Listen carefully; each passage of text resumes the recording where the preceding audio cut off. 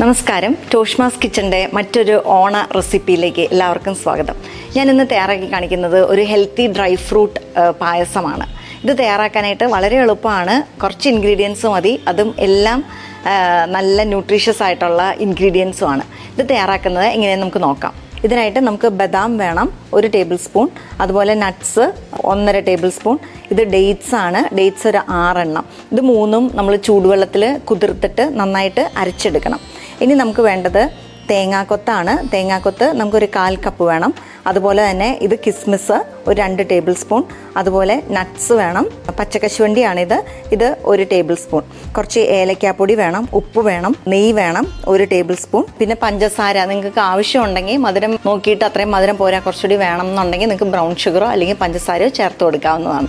നമുക്ക് പാല് വേണം. ഇത് 1 ലിറ്റർ പാല് തിളപ്പിച്ച് വെച്ചേക്കുന്നതാണ്. അതിലേക്ക് ഒരു 1/2 ടീസ്പൂൺ കുങ്കുമപ്പൂണ്ടിയും ചേർത്ത് വെച്ചിട്ടുണ്ട്. അതാണിത്. ഇത് ഡേറ്റ്സ് 6 എണ്ണം നമ്മൾ ചൂടുവെള്ളത്തിൽ കുതിർത്ത് വെച്ചേക്കുന്നതാണ്. ഇനി നമുക്ക് നട്ട്സ് ചേർത്ത് കൊടുക്കാം. കുതിർത്ത വെള്ളവും കൂടി ഞാൻ ചേർക്കുന്നുണ്ട്. ഇനി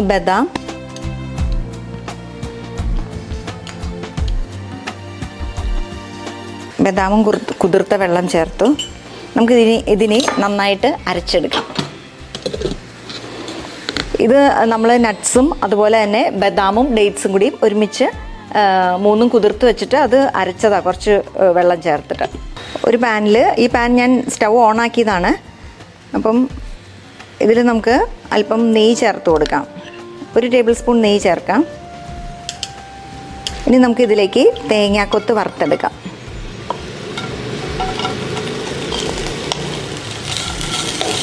ഇതാ നമ്മുടെ തേങ്ങാക്കൊത്ത് ഒരു ഗോൾഡൻ ബ്രൗൺ കളറായിട്ടുണ്ട്. ഇത്രയും ആയാൽ മതി.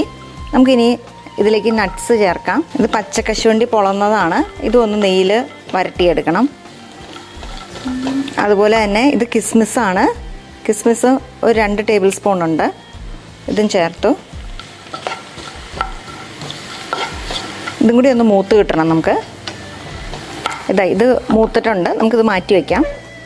ഇനി ഈ സ്റ്റൗവിലേക്ക് ഇത് നമ്മൾ പാല് തിളപ്പിച്ച് അതിലേക്ക് കുങ്കുമപ്പൂ ചേർത്ത് വെച്ചേക്കുന്നതാണ്. ഇതിലേക്ക് നമ്മളിനി അരച്ചു വെച്ച നട്ട്സും അതുപോലെ തന്നെ ഡേറ്റ്സും ബദാമുമാണ് ഇത് ചേർക്കാം. ഈ ഡേറ്റ്സിൻ്റെ മധുരം നേരിയതായിട്ടുണ്ട്, എങ്കിലും ഞാനൊരു 2 ടേബിൾ സ്പൂൺ പഞ്ചസാര ചേർത്ത് കൊടുക്കുകയാണ്.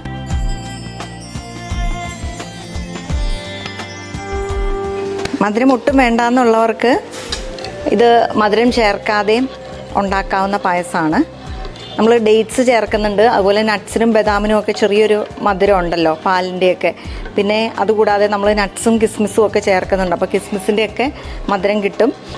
ഹെൽത്തി ആയിട്ട് വേണം, അല്ലെങ്കിൽ കാലറി കുറച്ച് തയ്യാറാക്കണം എന്ന് വെച്ചാൽ, അല്ലെങ്കിൽ ഡയബറ്റിക്സ് ആണെങ്കിലൊക്കെ നമുക്ക് ഇത് മധുരം അവോയ്ഡ് ചെയ്തിട്ട് നമുക്ക് ചേർക്കാം.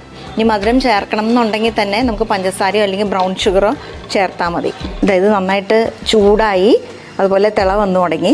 നമുക്കിനി ഇതിലേക്ക് നമ്മൾ നെയ്യിൽ വറുത്ത് വെച്ചിട്ടുണ്ട് തേങ്ങാക്കൊത്തും അതുപോലെ നട്ട്സും കിസ്മിസും ഇതും ചേർക്കാം.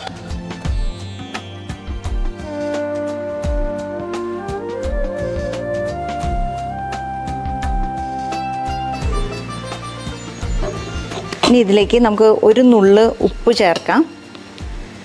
അധികമൊന്നും വേണ്ട, ആ ടേസ്റ്റ് അറിയാത്ത പോലെ കുറച്ചൊരു ടേസ്റ്റ് ഇതിന് വേണ്ടിയിട്ടാണ് നമ്മൾ ഉപ്പ് ചേർക്കുന്നത്.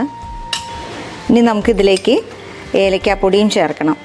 ഒരു 1/2 ടീസ്പൂൺ ഏലക്കാപ്പൊടി ചേർക്കാം. ഇത് ഒന്നും കൂടി ഒന്ന് തിളച്ച് കഴിയുമ്പോൾ നമുക്ക് വാങ്ങാം. ഇത് വീണ്ടും നന്നായിട്ട് തിളച്ച് നന്നായിട്ട് ചൂടായി തിള വന്നു തുടങ്ങി. നമുക്ക് തീ നിർത്താം. നമുക്കൊരു സെർവിങ് ഡിഷിലേക്ക് നമ്മുടെ ഈ തയ്യാറാക്കിയ പായസം പകർത്താം.